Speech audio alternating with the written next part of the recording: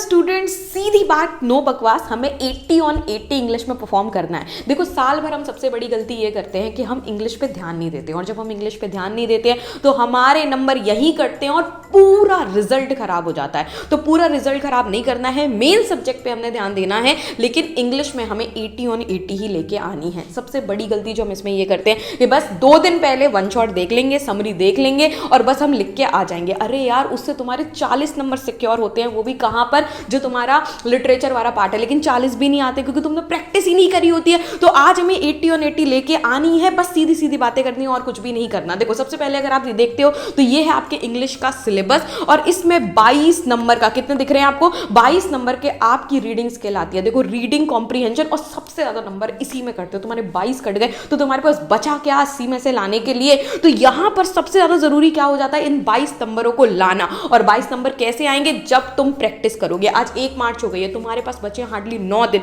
9 दिन में तुम 9 पैसेज तो करोगे। तुमने 9 पैसेज पढ़ के खत्म कर दिए तो तुम क्या जान रहे हो यार, तुम्हारी ये 22 नंबर सिक्योर हो जाएंगे। और इनको कैसे करना है, तो 9 दिन में सबसे पहले पैसेज को आपके करने का सबसे बड़ा तरीका होता है, क्योंकि इंग्लिश के पैसेज टफ होते हैं और ये बिल्कुल सही बात है। और हम इंग्लिश पे ध्यान भी नहीं दे रहे होते, हम हिंदी में ही सब कुछ सुन रहे होते हैं, तो हमें इतनी जल्दी रीडिंग स्किल हमारी अच्छी होती भी नहीं है। ठीक है, तो अगर आपकी अच्छी है तो बहुत अच्छी बात है, नहीं तो सबसे पहले आपको पैसेज में क्या करना है। देखो ये 22 नंबर की बात है, सबसे पहले आप क्वेश्चंस पढ़ेंगे, 1 से 2 बार क्वेश्चन पढ़ो, एक साइड में नोट बना लो कौन कौन से कैरेक्टर क्या क्या फ्रेम क्वेश्चन में पूछ रहा है, और उसके बाद पैराग्राफ पढ़ना शुरू करो, तो आपको वहीं के वहीं आंसर मिलने शुरू हो जाएंगे। तो यहां पर आपको अनजिप पेजेस करने हैं। अब देखो इसके बाद की अगर मैं बात बताऊं तो यहां पे फिर आपको क्रिएटिव राइटिंग कितने नंबर की दिख रही है, 18 नंबर की राइटिंग दिख रही है। और 18 नंबर में से भी देखो अगर नोटिस आ रहा है, फॉर्मेट बहुत जरूरी है। देखो एक एक नंबर तो तुम्हें फॉर्मेट का ही यहां पर मिला है, चाहे तुम्हारा लेटर हो चाहे तुम्हारा नोटिस हो। ये फॉर्मेट क्या लास्ट दिन पे देखोगे, नहीं,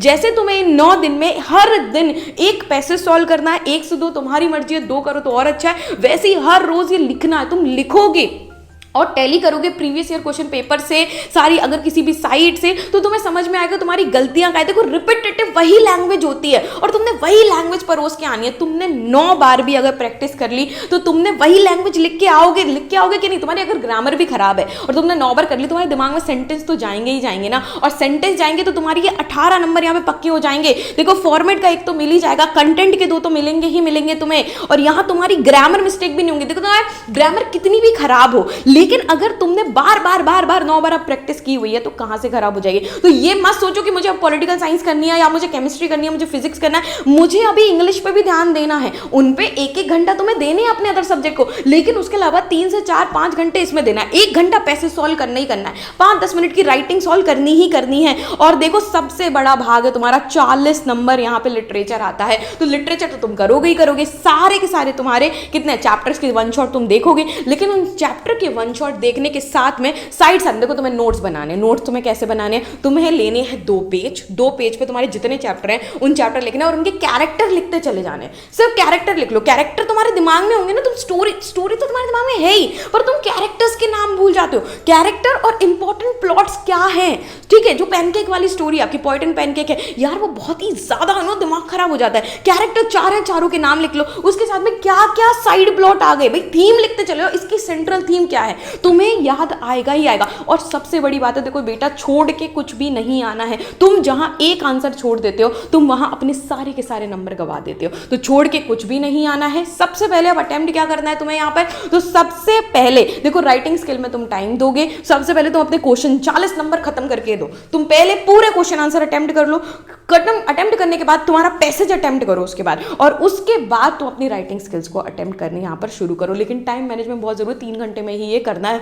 और तुम अपनी सुविधा अनुसार कर सकते हो। ठीक है, तो प्लीज अभी राइटिंग पे फोकस करो, सिर्फ समरी नहीं देखनी है, 1 शॉट नहीं देखने हैं, राइटिंग स्किल पे फोकस करते जाओ। 1-2 आंसर भी लिख लो अगर मिल रहा है तो, ठीक है। इसी के साथ all the best, previous year question paper पढ़ते जाओ, देखते जाओ।